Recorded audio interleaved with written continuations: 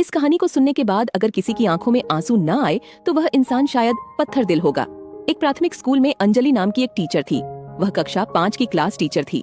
उसकी एक आदत थी कि वह कक्षा में आते ही हमेशा लव यू ऑल बोला करती थी, मगर वह जानती थी कि वह सच नहीं बोल रही है। वह कक्षा के सभी बच्चों से एक जैसा प्यार नहीं करती थी। कक्षा में एक ऐसा बच्चा था जो उनको फटी आंख भी नहीं भाता था। उसका नाम था राजू। राजू मैली कुचली स्थिति में स्कूल आया जाया करता था। उसके बाल खराब होते, जूतों के बंद खुले, शर्ट के कॉलर पर मैल के निशान। पढ़ाई के दौरान भी उसका ध्यान कहीं और ही होता था।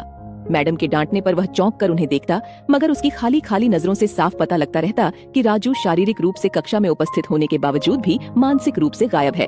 धीरे धीरे मैडम को राजू से नफरत सी होने लगी। क्लास में घुसते ही राजू मैडम की आलोचना का निशाना बनने लगता। सब बुराई के उदाहरण राजू के नाम पर किए जाते।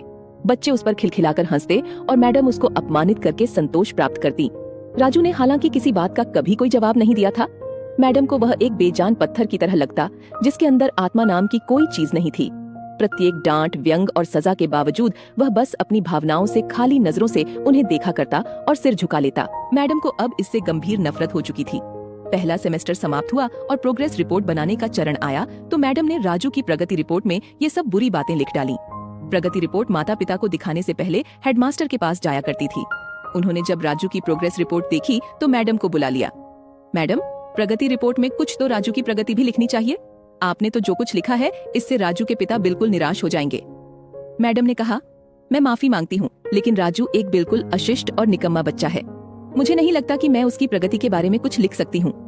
मैडम घृणित लहजे में बोलकर वहाँ से उठकर चली गई और फिर स्कूल की छुट्टी हो गई। अगले दिन हेडमास्टर ने एक विचार किया और उन्होंने चपरासी के हाथ मैडम की डेस्क पर राजू की पिछले वर्षों की प्रगति रिपोर्ट रखवा दी। अगले दिन मैडम ने कक्षा में प्रवेश किया तो रिपोर्ट पर नजर पड़ी। पलट कर देखा तो पता लगा कि यह राजू की प्रगति रिपोर्ट है।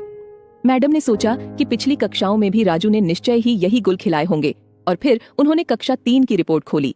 रिपोर्ट पढ़कर उनके आश्चर्य की कोई सीमा नहीं रही जब उन्होंने देखा कि रिपोर्ट उसकी तारीफों से भरी पड़ी है। उसमें लिखा था, राजू जैसा बुद्धिमान बच्चा मैंने आज तक नहीं देखा। बेहद संवेदनशील बच्चा है और अपने मित्रों और शिक्षक से बेहद लगाव रखता है। अंतिम सेमेस्टर में भी राजू ने प्रथम स्थान प्राप्त किया है। इसके बाद मैडम ने कक्षा 4 की रिपोर्ट खोली जिसमें लिखा था, राजू अपनी माँ की बीमारी से बहुत तनाव में है, उसका ध्यान पढ़ाई से हट रहा है। राजू की माँ को अंतिम चरण का कैंसर हुआ है। घर पर उसका कोई और ध्यान रखने वाला नहीं है, जिसका गहरा प्रभाव उसकी पढ़ाई पर पड़ा है। नीचे हेडमास्टर ने लिखा कि राजू की माँ मर चुकी है और इसके साथ ही राजू के जीवन की चमक और रौनक भी उसे बचाना होगा। इससे पहले कि बहुत देर हो जाए, यह पढ़कर मैडम के दिमाग पर भयानक बोझ हावी हो गया। कांपते हाथों से उन्होंने प्रगति रिपोर्ट बंद की। मैडम की आंखों से आंसू एक के बाद एक गिरने लगे। मैडम ने साड़ी से अपने आंसू पोंछे। अगले दिन जब मैडम कक्षा में दाखिल हुई तो उन्होंने अपनी आदत के अनुसार अपना पारंपरिक वाक्यांश आई लव यू दोहराया, मगर वह जानती थी कि वह आज भी झूठ बोल रही है, क्योंकि इसी क्लास में बैठे एक उलझे बालों वाले बच्चे राजू के लिए जो प्यार वह आज अपने दिल में महसूस कर रही थी, वह कक्षा में बैठे और किसी भी बच्चे से अधिक था। पढ़ाई के दौरान उन्होंने रोजाना दिनचर्या की तरह एक सवाल राजू पर दागा और हमेशा की तरह राजू ने सिर झुका लिया। जब कुछ देर तक मैडम से डांट फटकार और बाकी स्टूडेंट्स की हंसी की आवाज उसके कानों में नहीं पड़ी तो उसने अचंभे में सिर उठाकर मैडम की ओर देखा तो उनके माथे पर आज गुस्सा नहीं था, वह मुस्कुरा रही थी। उन्होंने राजू को अपने पास बुलाया और उसे सवाल का जवाब बताकर जबरन दोहराने के लिए कहा। राजू 3-4 बार के आग्रह के बाद अंततः बोल ही पड़ा। इसका जवाब देते ही मैडम ने न सिर्फ खुद कुछ अंदाज होकर तालियां बजाई, बल्कि सभी बच्चों से भी बजवाई। फिर तो यह दिनचर्या बन गई। मैडम हर सवाल का जवाब अपने आप बताती और फिर उसकी खूब सराहना और तारीफ करती। प्रत्येक अच्छा उदाहरण राजू के कारण दिया जाने लगा। धीरे धीरे पुराना राजू सन्नाटे की कब्र फाड़कर बाहर आ गया। अब मैडम को सवाल के साथ जवाब बताने की जरूरत नहीं पड़ती। वह रोज सही उत्तर देकर सभी को प्रभावित करता और नए नए सवाल पूछकर सबको हैरान भी करता। उसके बाल अब कुछ हद तक सुधरे हुए थे, कपड़े भी काफी हद तक साफ होते, जिन्हें शायद वह खुद धोने लगा था। देखते ही देखते साल समाप्त हो गया और राजू ने दूसरा स्थान हासिल कर कक्षा 5वीं पास कर ली। यानी अब वह दूसरी जगह स्कूल में दाखिल होने के लिए तैयार था। कक्षा 5वीं के विदाई समारोह में सभी बच्चे मैडम के लिए सुंदर उपहार लेकर आए और मैडम की टेबल पर ढेर लग गया। इन खूबसूरती से पैक हुए उपहारों में एक पुराने अखबार में बदतर सलीके से पैक हुआ एक उपहार भी पड़ा था। बच्चे उसे देखकर हंस रहे थे। किसी को जानने में देर नहीं लगी कि यह उपहार राजू लाया होगा। मैडम ने उपहार के इस छोटे से पहाड़ में से लपक कर राजू वाले उपहार को निकाला। खोलकर देखा तो उसके अंदर एक महिलाओं द्वारा इस्तेमाल करने वाली इत्र की आधी इस्तेमाल की हुई शीशी और हाथ में पहनने वाला एक बड़ा सा कंगन था जिसके ज्यादातर मोती झड़ चुकी थी। मैडम ने चुपचाप इस इत्र को खुद पर छिड़का और हाथ में कंगन पहन लिया। यह दृश्य देखकर सब बच्चे हैरान रह गए। खुद राजू भी आखिर राजू से रहा नहीं गया और इसके पास आकर खड़ा हो गया। कुछ देर बाद उसने अटक अटक कर मैडम को बोला, आज आप में से मेरी माँ जैसी खुशबू आ रही है। इतना सुनकर मैडम की आंखों में आंसू आ गए और मैडम ने राजू को अपने गले से लगा लिया।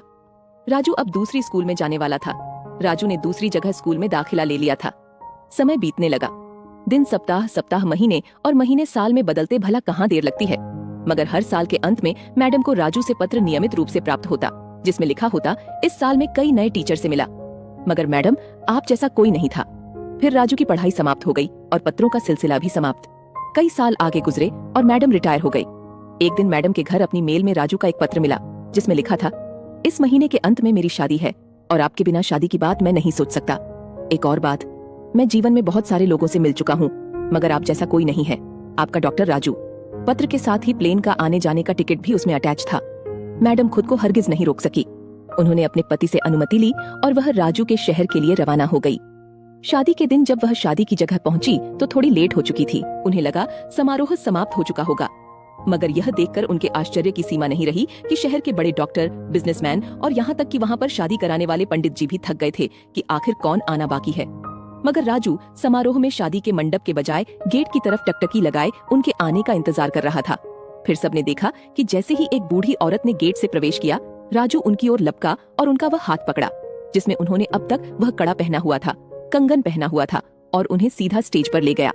राजू ने माया को हाथ में पकड़कर कुछ यूं बोला, दोस्तों, आप सभी हमेशा मुझसे मेरी माँ के बारे में पूछा करते थे और मैं आप सबसे वादा किया करता था कि जल्द ही आप सबको उनसे मिलवाऊंगा।